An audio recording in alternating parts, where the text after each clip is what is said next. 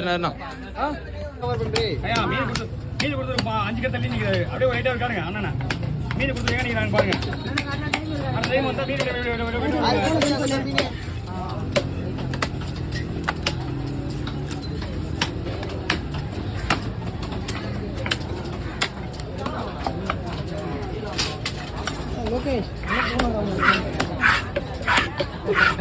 இது வெட்டிக்கின்னு நம்ம கிட்ட மறுபடியும் நிற்பீங்க எல்லாரும்.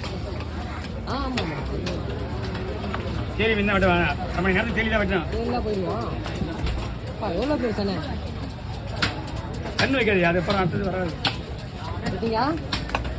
கட்டிக்கலாம் கிடையாது.